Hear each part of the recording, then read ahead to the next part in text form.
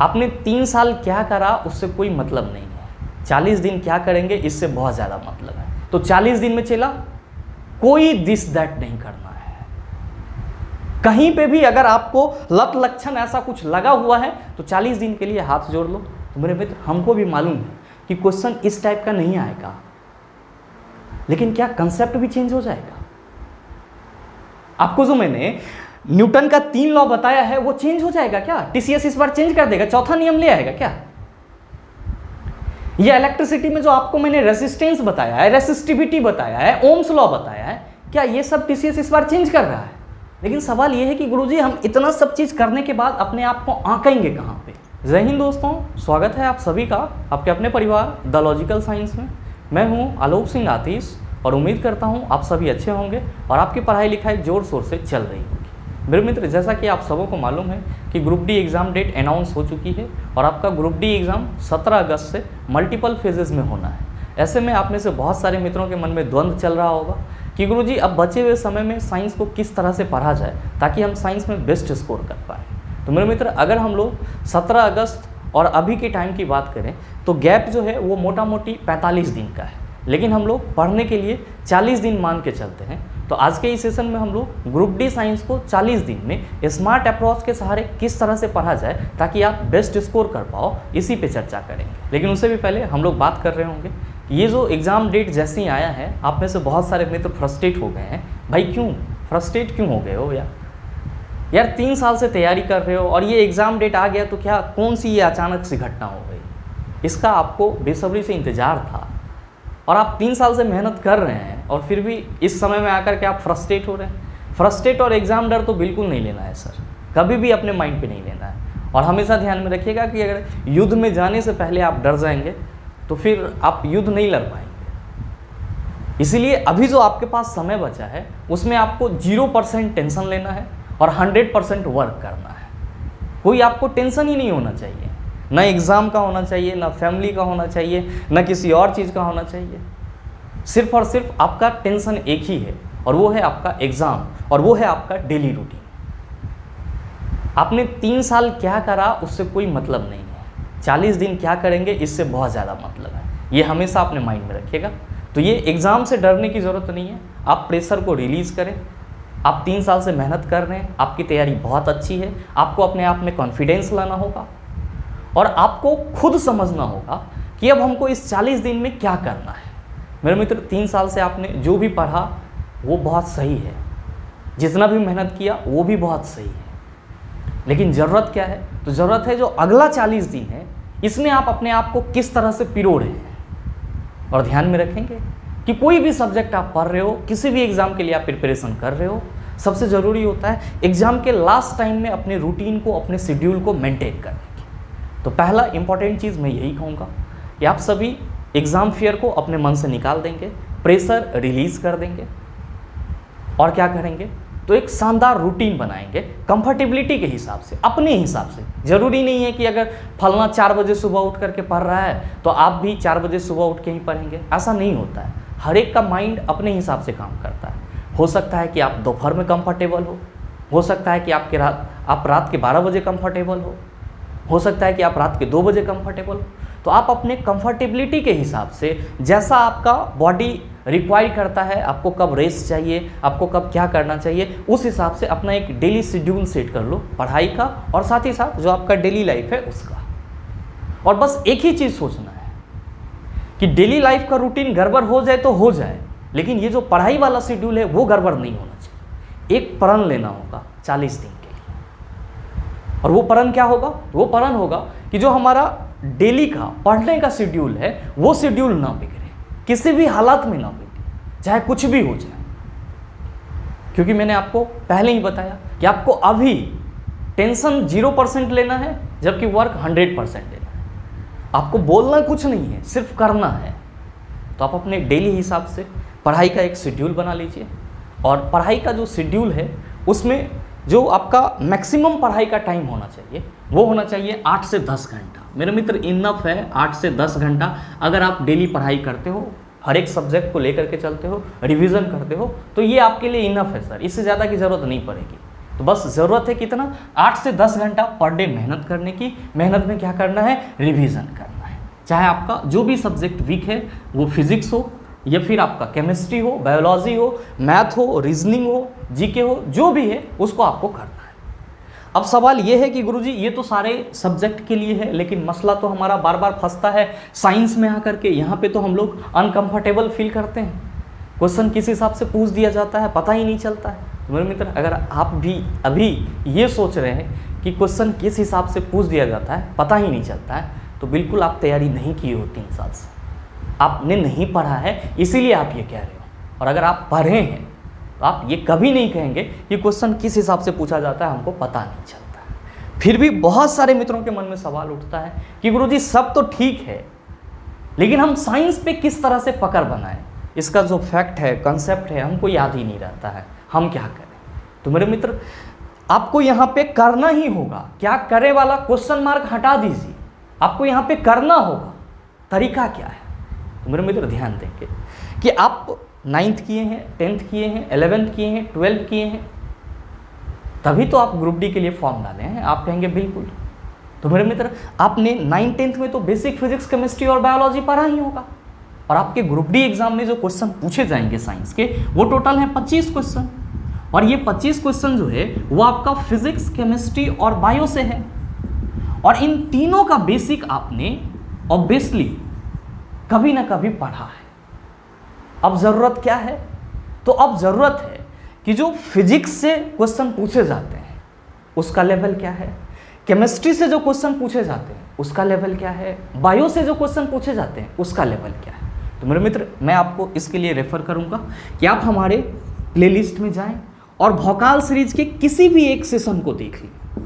जो आपका group D shift wise science question solution है, उसमें से किसी भी एक सेशन को देख लें, आपको ये पता चल जाएगा कि क्वेश्चन किस हिसाब से पूछा जाता है।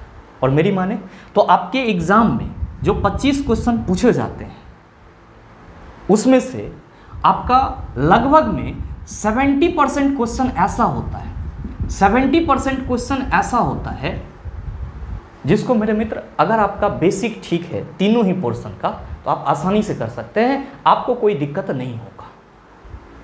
और ध्यान देंगे कि 15% क्वेश्चन आपको ऐसा देखने को मिलेगा, 15% क्वेश्चन ऐसा आपको देखने को मिलेगा जिसमें लगेगा कि थोड़ा सा यहाँ पे हमको कलम चलाना होगा, माइंड पे बल देना होगा। आप इसको मॉडरेट क्वेश्चन के श्रेणी में रख सकते हैं। और 15% क्वेश्चन आपको ऐसा मिलेगा जो लगेगा इसको तो हमने कहीं पे पढ़ा ही नहीं है, ये हमारे लिए नया शब्द है, तो इसको हम टफ के श्रेणी में रख सकते हैं। मतलब क्या कि आपके ग्रुप डी एग्जाम में जो 25 क्वेश्चन पूछे जाएंगे, उस 25 क्वेश्चन में से 70% क्वेश्चन आपका इजी रहेगा, बेसिक ठीक ठाक है, आप आराम से लगा लोगे। आपका 15% क्वेश्चन बेसिक से और आपका एडवांस लेवल का कंसेप्ट है, आप उसको भी आराम से कर लोगे। रही बात 15%, तो इसमें से आप 10% क्वेश्चन को भी सॉल्व कर सकते हो जब आपका बेसिक और उससे थोड़ा सा ज़्यादा एडवांस लेवल का सही है। अगर आप कुल मिला करके ऑल इन ऑल बात करो तो 70% आप यहाँ से गेन कर सकते हो, 15% में से आप मान लो यहाँ से 10% गेन कर लो, और मान लो यहाँ से भी आप 8% गेन कर लो। मैं ज़्यादा की बात नहीं कर रहा हूँ, आधे की बात कर रहा हूँ, 8% गेन कर लो, तो 70 10 80 होता है, और 80 8 88 होता है। मेरे मित्र, 25 क्वेश्चन का आप 88% निकाल लेना, इतना काफ़ी है आपको एग्जाम में पास करने के लिए। और मेरे मित्र, आप में से कुछ भाई ऐसे भी होंगे जो साइंस में 90% स्कोर कर रहे होंगे, तो कहीं ना कहीं उन्होंने मेहनत करा है। आप कहेंगे कि गुरुजी ठीक है, ये 88% कवर कैसे होगा? तो मेरे मित्र, इसके लिए आपको पूरा बुक पढ़ने की ज़रूरत नहीं है, इसके लिए आपको ग्रंथ उल्टाने की ज़रूरत नहीं है। बेसिक साइंस पूछा गया है, यहाँ पे जेईई और नीट लेवल का क्वेश्चन नहीं दागा जाएगा आपसे, यहाँ पे आपसे बेसिक क्वेश्चन ही पूछे जाएंगे। तो आपको करना क्या होगा? आपको करना होगा यहाँ पे स्मार्ट रिवीजन। आपको क्या करना होगा? Smart revision. बहुत सारे मित्र समझ रहे होंगे कि ये स्मार्ट रिवीजन क्या होता है, बहुत सारे मित्र नहीं समझ रहे होंगे कि स्मार्ट रिवीजन क्या होता है। बहुत सारे मित्र ये भी कहेंगे कि गुरुजी हमने कई बार सुना है स्मार्ट रिवीजन, लेकिन मालूम ही नहीं है कि इसमें हमको करना क्या होता है। लोग तो बस इतना बता देते हैं ये चैप्टर छांट दो, इस चैप्टर को पढ़ लो, हो जाएगा काम। लेकिन मेरे मित्र, स्मार्ट रिवीजन का मतलब चैप्टर छांटना नहीं होता है। ये तो हो गया सर पढ़ाई को हल्का करना, ये तो हो गया सिलेबस को आधा अधूरा करना। स्मार्ट रिवीजन का मतलब होता है development of your thinking skill. Smart revision का मतलब क्या होता है कि आपकी जो सोच है किसी भी एक पोर्शन के लिए, उसको आप डेवलप करो ना, उसको आप विकसित करो ना। आप कहेंगे ये कैसे विकसित होगा? भाई मेरे थोड़ा सा आप ध्यान देंगे। जैसे हम लोग बात करते हैं फिजिक्स के एक important topic work energy and power की, फिजिक्स के important topic work energy and power की। आप क्या कहेंगे कि गुरुजी कार्य, ऊर्जा और शक्ति है। अब हम इसका स्मार्ट रिवीजन कैसे करेंगे? तो आपको पहले बुक खोलना होगा और बुक खोल के ये देखना होगा कि वर्क एनर्जी एंड पावर में हमको टॉपिक कौन कौन सा पढ़ना है। और आप सबों के पास यूथ साइंस का बुक अवेलेबल है। बहुत सारे मित्र भोकाल सीरीज से जुड़े होंगे, रेगुलर वे पे क्लास ले रहे हैं, तो उनको तो आइडिया लग जाएगा। जैसे ही आप वर्क एनर्जी एंड पावर खोलेंगे तो आप जो हमारे साथ डिस्कस करें या जो यूथ बुक में आप क्वेश्चन देख रहे हैं, तो आपको कहीं ना कहीं ये आइडिया लग जाएगा कि अच्छा यहाँ से क्वेश्चन पूछा गया, यहाँ से क्वेश्चन पूछा गया, यहाँ से क्वेश्चन पूछा गया। आप क्या करेंगे कि उन सारे टॉपिक को एक बार सरसरी निगाह से देख लेंगे, आपका वो चीज़ क्लियर हो गया।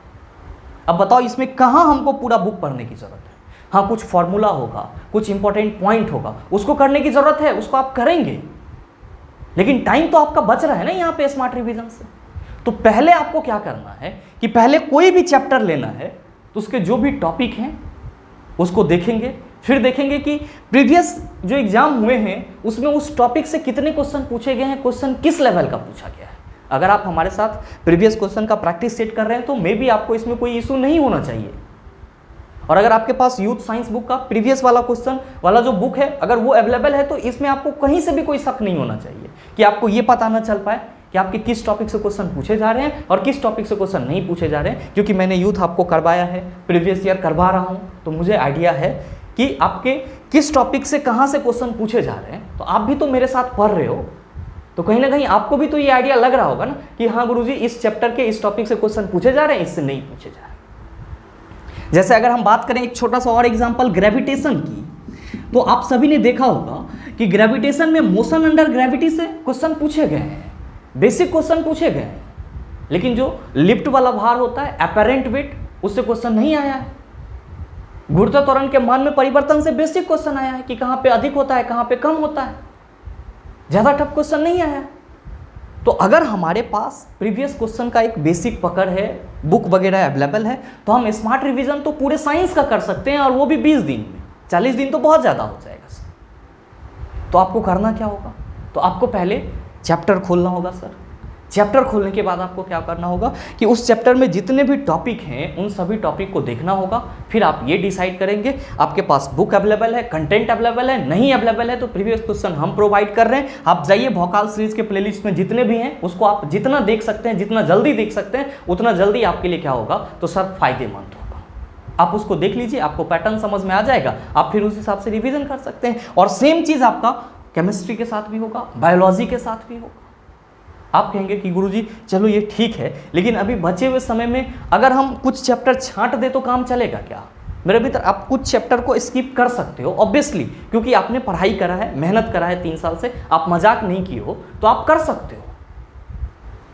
लेकिन आप सभी ध्यान में रखेंगे कि अगर आप मोटा मोटी स्मार्ट रिवीजन के इस तरीका को अपनाएंगे तो कितना चैप्टर को कर सकते हैं। तो मैंने आपको 40 दिन का स्ट्रेटजी बताया है। 40 दिन में अगर आप एक दिन में एक चैप्टर भी खत्म करते हो ना, एक दिन में आप एक चैप्टर भी खत्म करते हो प्रीवियस क्वेश्चन पढ़ने के साथ, तो भाई मेरे आपका 40 टॉपिक नहीं करना होगा रिवीजन, आपका 30 दिन में सारा कंप्लीट हो जाएगा। और ध्यान देंगे कि आपको जो बेसिकली करना है, फिजिक्स में जो चैप्टर करना है आपको, मैं यहाँ पे लिख दे रहा हूँ। फिजिक्स में जो आपको इंपॉर्टेंट चैप्टर करने हैं स्मार्ट रिवीजन जिसको आप कह रहे हैं, उसमें आपका पहला पोर्शन हो जाएगा मैकेनिक्स। ध्यान दीजिएगा, बहुत ही आपका लोअर पोर्शन है, इजी पोर्शन है, पढ़ना जरूरी इसलिए है क्योंकि नंबर ऑफ क्वेश्चन इससे पूछे गए हैं, तो इसको देखना बहुत ही जरूरी है। बहुत ज़्यादा इसमें नहीं है सर, स्पीड है, डिस्टेंस है, फोर्स है, मोमेंटम है, लॉज ऑफ मोमेंटम है, ग्रेविटेशन है, वर्क एनर्जी एंड पावर है। इसके बारे में तो आपने कितना बार पढ़ा है, लेकिन फिर भी एग्जाम है तो क्या करेंगे, एक बार इसको पलट के देख लेंगे, इसमें आपको ज़्यादा टाइम नहीं लगेगा। मैकेनिक्स आपका कंप्लीट हो गया। भाई मेरे आप सीधे चले आना इलेक्ट्रिसिटी पे। मैकेनिक्स के बाद सीधे इलेक्ट्रिसिटी पे आ जाना और इसके बाद जस्ट आप ऑप्टिक्स को उल्टा देना सर, ये ऑप्टिक्स उल्टा देना। और साथ ही साउंड चैप्टर का आप रिवीजन लास्ट में कर लेना, साउंड चैप्टर का रिवीजन लास्ट में कर लेना। बाकी आविष्कार, आविष्कारक, मिसलेनियस ये सब आप करते रहते हो, इसमें इतना ज़्यादा बर्डन लेने की जरूरत नहीं है। बहुत सारे मित्र एनटीपीसी CBT 1 दिए हैं, CBT 2 दिए हैं, तो कहीं ना कहीं उनको आइडिया आएगा, तो बहुत ज़्यादा बर्डन लेने की जरूरत नहीं है। ये आपकी बात हो गई किसकी, तो गुरुजी फिजिक्स की बात हो गई। तो आप लोग चाहें तो इस चारों ही चैप्टर को अपने कॉपी में नोट कर लेंगे। आपका मैकेनिक्स, इलेक्ट्रिसिटी, ऑप्टिक्स, साउंड कैसे रिवाइज करना है, गुरुजी एक बार चैप्टर खोलेंगे, देख लेंगे कौन कौन सा टॉपिक है। प्रीवियस में हमको आइडिया है कि हाँ इस टॉपिक से क्वेश्चन पूछे गए हैं, उसको रिवीजन कर लेंगे। जिस टॉपिक से नहीं पूछे गए हैं उसको भी एक बार सिर्फ देख लेंगे ताकि हमारे माइंड में रहे। इस तरह से आप करेंगे। फिजिक्स आपका कहीं ना कहीं नहीं भी पढ़े हैं तो बहुत ज़्यादा अच्छा हो जाएगा। और नेक्स्ट अगर हम लोग बात करें अपने अगले सब्जेक्ट केमिस्ट्री की, तो इसके भी कुछ इंपॉर्टेंट चैप्टर हैं जिसको मेरे मित्र आपको करना है। ध्यान दीजिएगा कि केमिस्ट्री के जो इंपॉर्टेंट चैप्टर हैं उसमें बेसिक बातें कुछ है जो हमारे यूट्यूब लेक्चर पे भी पढ़े हैं। केमिस्ट्री इंपॉर्टेंट टॉपिक वाले प्लेलिस्ट में आप उसको भी देख सकते हैं, जहाँ पे एलिमेंट, कंपाउंड, मिक्सर इन सभी के बारे में आपको नॉलेज मिल जाएगा। स्टेट्स ऑफ मैटर इन सभी के बारे में एक बेसिक नॉलेज मिल जाएगा। साथ ही जो केमिस्ट्री के इंपॉर्टेंट टॉपिक है जहां पे आपको स्मार्ट रिवीजन करना है वो है आपका एटॉमिक स्ट्रक्चर। मेरे मित्र ध्यान में रखेंगे, बहुत ही इंपॉर्टेंट चैप्टर है, बहुत ही इंपॉर्टेंट चैप्टर है। इसीलिए क्योंकि वैलेंसी से संबंधित क्वेश्चन यहीं पे देखने को मिलेंगे, इलेक्ट्रॉनिक कॉन्फ़िगरेशन से संबंधित क्वेश्चन यहीं पे देखने को मिलेंगे, एटॉमिक नंबर से संबंधित क्वेश्चन यहीं पे देखने को मिलेंगे, एटॉमिक मास से संबंधित क्वेश्चन यहीं पे देखने को मिलेंगे। तो कहीं ना कहीं आपको ये करना बहुत ही जरूरी है। और साथ ही जो सबसे इंपॉर्टेंट चीज़ है मोल कंसेप्ट, मोल कंसेप्ट में बहुत ही बेसिक सी बातें आप सबों को ध्यान में रखना होगा। मॉलिक्यूलर वेट कैसे निकाला जाता है, एटॉमिक मास यूनिट क्या होता है, साथ ही साथ फार्मूला यूनिट मास क्या होता है, इसके बाद जो है मोल की संख्या कैसे निकालते हैं। बस ये आपको कुछ बेसिक चीज़ें आपको यहाँ पे ध्यान में रखनी होगी। और नेक्स्ट जो आपका सबसे इंपॉर्टेंट चीज़ होगा वो होगा सॉल्यूशन का फॉर्मूला। आप सभी रिवाइज कर लेंगे, mass percentage, volume percentage, solubility का फॉर्मूला, ये आपके लिए इंपॉर्टेंट है, क्वेश्चन पूछा जाता है। और साथ ही जब आपका ये हो जाएगा केमिस्ट्री में, तब आपके पास जो सबसे इंपॉर्टेंट चैप्टर है वो है chemical reaction. Chemical reaction, chemical reaction को देखना बहुत ही जरूरी है क्योंकि यहाँ पे आपको ऑक्सीडेशन रिडक्शन फंसाता है, रिएक्शंस टाइप फंसाता है, तो कहीं ना कहीं इसको रिवाइज करना जरूरी है। इसमें क्या पढ़ेंगे तो पहले समझेंगे केमिकल रिएक्शन क्या होता है, इक्वेशन बैलेंस कैसे किया जाता है, types of chemical reaction, rancidity and corrosion chapter खत्म है सर, एक दिन का काम। और केमिकल रिएक्शन एंड आपका इट्स इक्वेशन के बाद जो नेक्स्ट टॉपिक होगा वो होगा एसिड बेस एंड सॉल्ट। बहुत ही जरूरी है sir acid base and salt. ध्यान में रखेंगे कि पीएच वैल्यू से कुछ न्यूमेरिकल क्वेश्चन भी पूछे जाते हैं, तो आपको पीएच का जो है कुछ बेसिक चीज भी ध्यान में रखना होगा। और ध्यान में रखिएगा कि इसमें से जो भी न्यूमेरिकल क्वेश्चन होंगे, ऐसा होगा जो टफ क्वेश्चन होगा, वो सारे इंपॉर्टेंट टॉपिक मैं भी आपको YouTube के थ्रू मदद करने की कोशिश करूंगा। तो आपको परेशान होने की जरूरत नहीं है, आपसे जितना हो सके आप रिवाइज कीजिए। हम भी आपको YouTube के जो आपका सुबह वाली क्लासेस है वो कहीं ना कहीं स्टार्ट करने जा रहे हैं और बहुत ही जल्द आपको शेड्यूल मिल जाएगा। तो यहाँ पे जो कुछ इंपॉर्टेंट टॉपिक है जैसे पीएच स्केल से रिलेटेड हो गया या फिर एटॉमिक स्ट्रक्चर का कुछ इंपॉर्टेंट पोर्शन होगा, वो मैं आपको यहाँ से कंप्लीट करा दूंगा।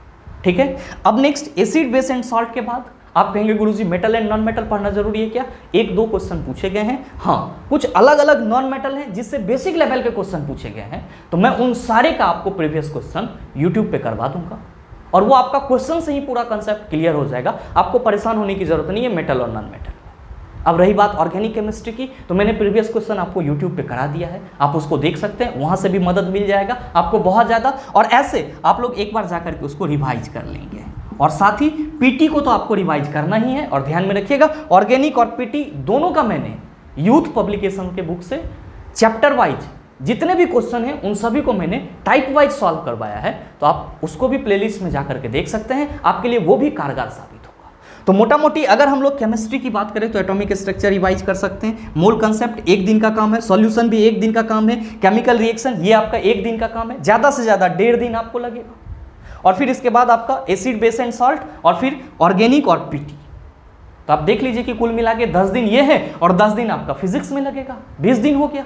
ये आपके फिजिक्स और केमिस्ट्री की बात हो गई। अगर अब हम लोग बात करें बायोलॉजी की, किसकी बात करें सर? बायोलॉजी की। तो ध्यान देंगे कि बायोलॉजी के लिए आपको इंपॉर्टेंट टॉपिक क्या क्या है जो आपको रिवाइज करना है। तो बायोलॉजी में आप सेल पे बहुत ज़्यादा फोकस नहीं करेंगे, सेल से बहुत ज़्यादा क्वेश्चन नहीं पूछा गया है। सेल थ्योरी से एक क्वेश्चन पूछा गया है और एक बेसिक सा क्वेश्चन सेल से पूछा गया था, जो कि मेरे हिसाब से मुझे इतना कॉन्फिडेंस है कि आप सबों को मालूम होगा। सेल में आपको बहुत ज़्यादा मेहनत करने की ज़रूरत नहीं है। टिश्यू का रिवीजन जरूर करेंगे, साथ ही साथ बायोडाइवर्सिटी में प्लांट किंगडम और एनिमल किंगडम का रिवीजन जरूर करेंगे मेरे मित्र। इसके लिए आपको परेशान नहीं होना है। प्लांट किंगडम और एनिमल किंगडम मैंने पूरा यूट्यूब पे पढ़ा रखा है सर, और आपको हमारे प्लेलिस्ट में वीडियो मिल जाएगा, आप वहाँ से भी आप इसको कर सकते हैं। मैंने थ्योरी करवाया है और जितना आपके लिए ज़रूरी है उतना ही करवाया है, तो ये वाला टेंशन तो आपका ऐसे ही खत्म हो जाएगा। टिश्यू भी मैंने प्लांट टिश्यू करा रखा है, जरूर देख लीजिएगा, आपके लिए रामबाण होगा सर। साथ ही जब आपका ये हो जाएगा तब आप प्लांट मॉर्फोलॉजी और प्लांट फिजियोलॉजी दोनों का मैंने क्वेश्चन करवाया है यूट्यूब पे, आप वहाँ से हेल्प ले सकते हैं और ऊपर से थोड़ा थोड़ा आप पढ़ सकते हैं। प्लांट मॉर्फोलॉजी और फिजियोलॉजी आप थोड़ा थोड़ा इसका रिवीजन कर सकते हैं। रिवीजन के लिए अगर आपके पास दृष्टि साइंस का बुक अवेलेबल है तो बहुत ही बेहतर रहेगा सर। एनसीईआरटी टच मिल जाएगा और कम समय में आप ज़्यादा सीख पाएंगे। ठीक है, दृष्टि साइंस क्विक रिवीजन करके बुक आती है, वो आपके लिए इनफ रहेगा। एनसीईआरटी टच है और बहुत ही अच्छे से उसमें सारी चीज़ों को रखा गया है, तो कहीं ना कहीं वो आपका सही है। ये हो गया। अब ह्यूमन बायोलॉजी जो है, ह्यूमन बायोलॉजी में आपको थोड़ा सा मेहनत करना पड़ेगा सर। ह्यूमन बायोलॉजी में आपको मेहनत करना पड़ेगा क्योंकि इसमें आपको डाइजेशन भी पढ़ना है, एक्सक्रेशन भी पढ़ना है, उसके बाद जो है ट्रांसपोर्टेशन है, कंट्रोल एंड कोऑर्डिनेशन है, रिप्रोडक्शन है, जेनेटिक्स है। तो अब सर क्या हम इसको पूरा पढ़ेंगे, चैप्टर वाइज पूरा पढ़ेंगे, पता चला एग्जाम हो जाएगा हमारा? नहीं चला। कैसे पढ़ना है? तो सर स्मार्ट रिवीजन करना है। कैसे करना है? तो चैप्टर खोलेंगे डाइजेशन का, देख लेंगे डाइजेस्टिव सिस्टम क्या है, उसमें कौन कौन से ऑर्गन होते हैं, ऑर्गन का फंक्शन क्या है, कहाँ से कौन सा एंजाइम सेक्रेट हो रहा है, एंजाइम का काम क्या है। बस इसी से तो क्वेश्चन पूछे जाते हैं। इससे अगर बाहर कोई क्वेश्चन पूछा जाता है तो आप बताओ मेरे को कमेंट करके कि कौन सा आपका टॉपिक है जिससे बाहर क्वेश्चन पूछा जाता है।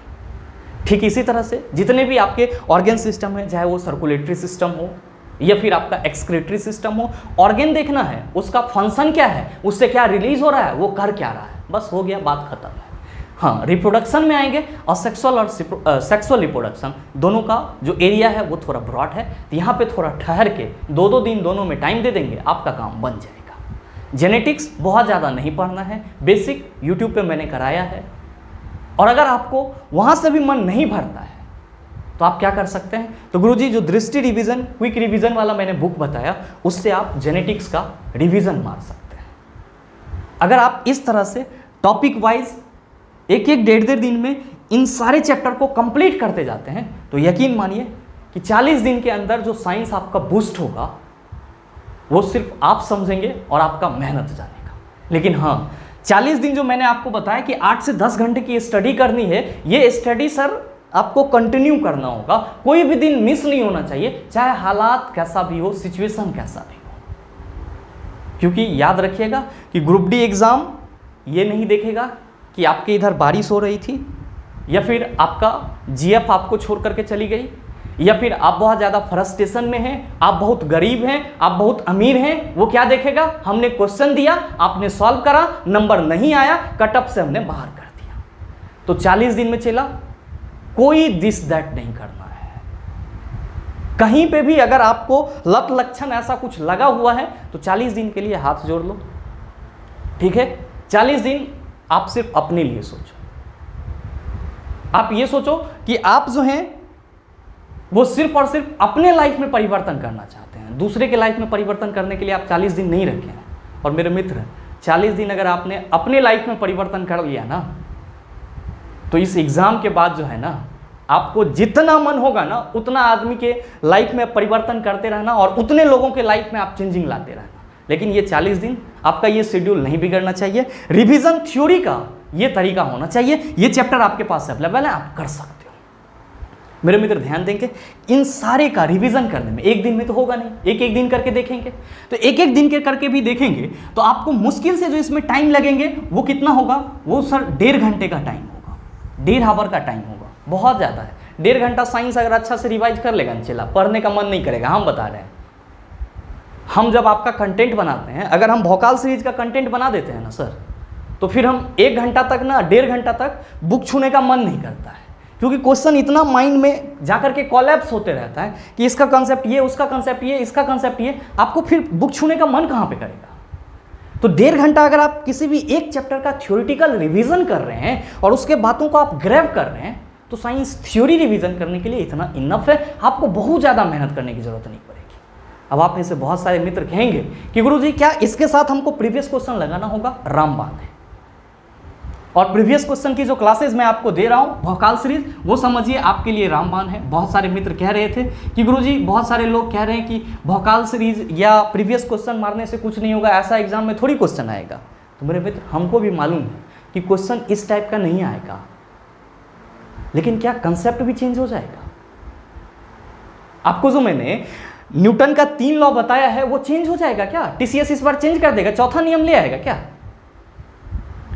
ये इलेक्ट्रिसिटी में जो आपको मैंने रेजिस्टेंस बताया है, रेसिस्टिविटी बताया है, ओम्स लॉ बताया है, क्या ये सब टीसीएस इस बार चेंज कर रहा है? भाई मेरे, जब चेंज नहीं हो रहा है तो आपके पास group D exam relevant content क्या है पढ़ने के लिए? एनटीपीसी सीबीटी 1 का साइंस। भाई मेरे, अगर आपको एनटीपीसी सीबीटी 1 का साइंस बनाने में दिक्कत हो रही है तो फिर आप क्या पढ़ रहे हो? मैंने कई बार अपने सेशन में बोला है कि एनटीपीसी एग्जाम में जो क्वेश्चन पूछे गए साइंस के, उसमें कोई दम नहीं है। आप इतना दिन से पढ़ रहे हैं तो वो आपके लिए बहुत ही सर, मतलब कह सकते हो कि मॉडरेट टाइप क्वेश्चन है, जिसको हर लड़का सॉल्व करेगा, पढ़ने वाला होना चाहिए। अब नहीं पढ़ने वाला है तो उसको तो हर चीज में दिक्कत है। तो आपको प्रीवियस क्वेश्चन से ये होगा कि आप जो टॉपिक पढ़ेंगे उससे जो आपको क्वेश्चन मिलेगा उसको आप कैसे सॉल्व कर सकते हैं, उसका आइडिया आपको हर दिन मिलेगा। थ्योरी आप पढ़ रहे हैं, हमारे साथ आप क्वेश्चन लगा रहे हैं, आपको कोई दिक्कत नहीं रहेगा। आप नए टाइप के क्वेश्चन को भी अपने कॉन्सेप्ट के बेस पर सॉल्व कर पाओगे। अब रही बात कि गुरुजी ये तो ठीक है, थ्योरी भी कर लेंगे और हम भोकाल सीरीज का प्रीवियस क्वेश्चन भी कर लेंगे, न्यूमेरिकल कैसे करेंगे? तो भाई मेरे, मैंने आपको यूट्यूब पे सारी चीज़ें करा दिया है। न्यूमेरिकल का प्लेलिस्ट बना हुआ है, 29 से 30 वीडियोस अवेलेबल है, वहाँ पे आप जा करके देख सकते हैं। हद तक आपका न्यूमेरिकल ठीक हो जाएगा विथ फॉर्मूला, इसमें कहीं से कोई शक नहीं है। तो अगर आप थ्योरी रिवीजन के लिए स्मार्ट तरीका अपनाते हैं, प्रीवियस क्वेश्चन पर डे लगाते हैं और साथ ही साथ न्यूमेरिकल आपका कंप्लीट है, तो आप साइंस में 88% के आसपास हैं सर, हमेशा याद रखिएगा।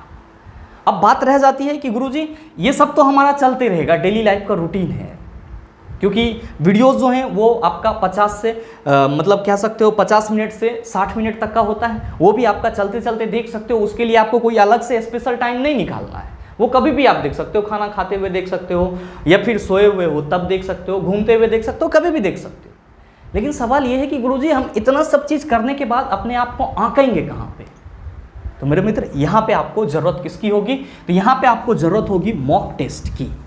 यहाँ पे किसकी ज़रूरत होगी? मॉक टेस्ट की ज़रूरत होगी।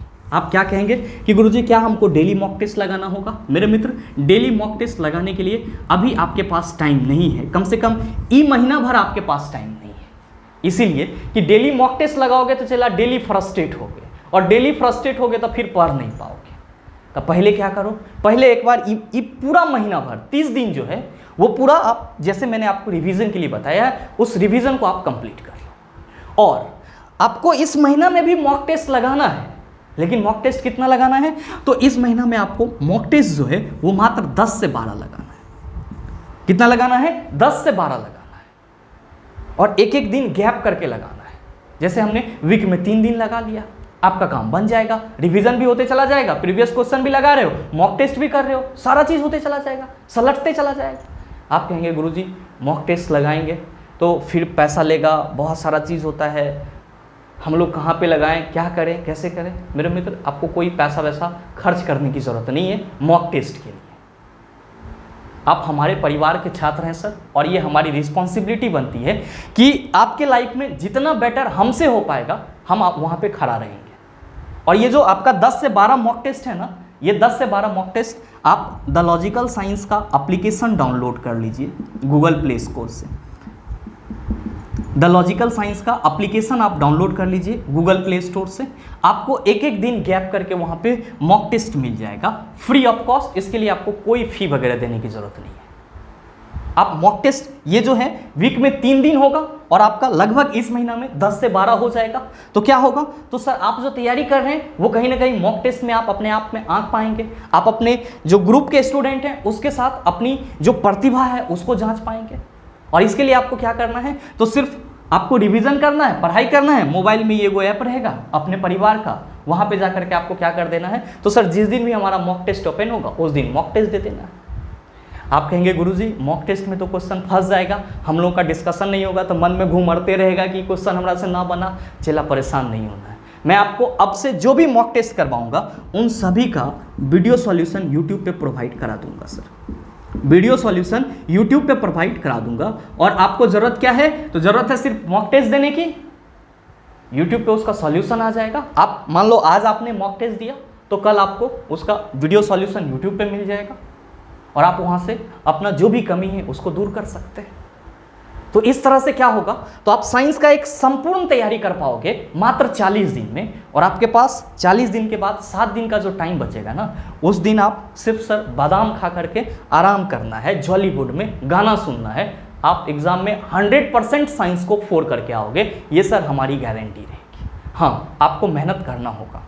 8 से 10 घंटा मैंने आपको बताया है, क्योंकि हर एक स्टूडेंट का माइंड एब्जॉर्ब करने की कैपेसिटी अलग अलग होता है। तो आप अपने हिसाब से उसको बढ़ा सकते हैं, घटा सकते हैं, ये आप पे डिपेंड करेगा। मैंने एक एवरेज बताया है।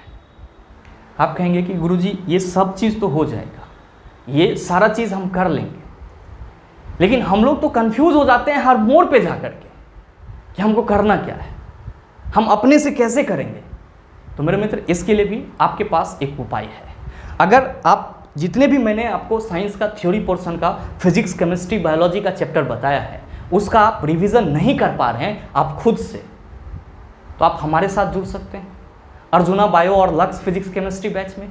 और ये बैच भी आपका द लॉजिकल साइंस एप्लीकेशन पे अवेलेबल है, जहाँ पे आपको बहुत ही कम समय में सारे चैप्टर्स का पार्ट वाइज लेक्चर मिल जाएगा, जिसको आप मात्र कह सकते हो कि 1 से 1.5 घंटा के अंदर पर डे भी मेहनत करते हो उस पर तो कवर कर सकते हो। हाँ, ये चीज़ उनके लिए है जो चाह रहे हैं कि सर हमसे इतना सारा नहीं हो पाएगा, ये उनके लिए। अगर आप सोच रहे हैं कि हमसे इतना सारा रिवीजन नहीं हो पाएगा, हम कहाँ से बुक लाएंगे, क्या करेंगे, कैसे करेंगे, तो आप हमारे साथ जुड़ सकते हैं, आपका स्वागत होगा। बहुत सारे मित्र कहेंगे कि गुरुजी थ्योरी का काम हो जाएगा, न्यूमेरिकल आपने पढ़ा दिया है बहुत पहले, अभी एक बार और आप पढ़ा देते चैप्टर वाइज तो ज़्यादा बेटर रहता। तो मेरे मित्र, इस चीज़ के लिए भी मैंने आप सबों के सुविधा के लिए, ध्यान दीजिएगा, मैंने क्या बोला, आपके सुविधा के लिए। जरूरी नहीं है कि हर बच्चों के लिए, जिनका न्यूमेरिकल अच्छा है, जिनका थ्योरी पोर्शन अच्छा है, बहुत अच्छा है सर, बधाई हो आपको, आप अच्छा करेंगे। लेकिन जिनका कहीं ना कहीं डामाडोल लग रहा है सिचुएशन, कहीं ना कहीं लग रहा है कि हम नहीं कर पाएंगे, हमसे नहीं हो पाएगा, तो आप हमारे साइंस न्यूमेरिकल रिवीजन बैच में भी जुड़ सकते हैं। साइंस न्यूमेरिकल रिवीजन बैच और अर्जुना बायो और लक्स फिजिक्स केमिस्ट्री, ये दोनों ही बैच हमारे द लॉजिकल साइंस के एप्लीकेशन पे चल रहा है, जिसमें आप इनरोल हो सकते हैं और आपका साइंस न्यूमेरिकल का भी रिवीजन हो जाएगा बिल्कुल ही बेसिक से। आपको न्यूमेरिकल में कुछ नहीं आता, चलेगा, जब आप कोर्स कर लेंगे तो आपको बहुत कुछ आ जाएगा, ये आप खुद फील करोगे, ये हमको बताने की जरूरत नहीं पड़ेगी। साथ ही रिवीजन आप करना चाहते हैं, आप अपने से चाह रहे हैं कि सर हमसे नहीं हो पाएगा, आप थ्योरी वाले क्लास को ले लीजिए सर, आपका रिवीजन हो जाएगा। ध्यान में रखिएगा कि ये दोनों ही कोर्स उन स्टूडेंट के लिए है जो ये चाह रहे हैं कि गुरुजी हमसे ना हो पाएगा, जिनसे हो जाएगा सर अच्छी बात है, आप कीजिए और आपके पीछे हम खड़ा हैं। तो कहीं ना कहीं अगर आप इतना करते हैं रेगुलरली, तो मेरे ख्याल से साइंस में आपको कोई परेशानी नहीं होना चाहिए। बहुत सारे मित्र कहेंगे कि गुरुजी आपका जो एप्लीकेशन है वो हमको कहाँ पे मिलेगा, तो मेरे मित्र आप जा करके गूगल प्ले स्टोर पे भी सर्च कर सकते हैं द लॉजिकल साइंस, या फिर नीचे डिस्क्रिप्शन में लिंक दिया हुआ है, आप वहाँ से भी जा करके डाउनलोड कर सकते हैं। और ध्यान में रखेंगे कि अगर आपको किसी और तरह की जानकारी चाहिए होगा, चाहे वो कोर्स से रिलेटेड हो या फिर एग्जाम से रिलेटेड हो, तो आप हमारे इंक्वायरी नंबर 9065 970477 पे 9065 ये हमारा इंक्वायरी नंबर है सर, आप इस पे कॉल करके सारी जानकारी ले सकते हैं। नंबर आपको वहाँ पे भी दिख रहा होगा। बहरहाल उम्मीद करते हैं कि आप सारी चीज़ों को समझ पाए होंगे, और अगर आप इस तरीके से मेहनत करेंगे तो मेरे ख्याल से आप 100% सक्सेस होंगे। और साथ ही उम्मीद करते हैं ये वीडियो आपको अच्छा लगा होगा। अगर आपको वीडियो अच्छा लगा तो वीडियो को लाइक कीजिएगा, ज़्यादा से ज़्यादा शेयर कीजिएगा, ताकि आप जैसे जितने भी स्टूडेंट हैं उन सभी के पास साइंस का एक प्रॉपर स्ट्रेटजी पहुंच पाए और वो अपने लाइफ में सक्सेस हो पाए, उनका जो ग्रुप डी का गोल है वो कहीं ना कहीं सेट हो पाए। और हाँ, अगर आप चैनल पे नए हैं तो सब्सक्राइब करके बेल आइकन दबा लीजिएगा, ताकि इस तरह के एग्जाम रेलेवेंट वीडियो का नोटिफिकेशन सबसे पहले आपके पास पहुँचे और आप उसको सबसे पहले देख पाओ। मिलते हैं फिर अगले सेशन में, तब तक के लिए best of luck. Thank you, have a nice day.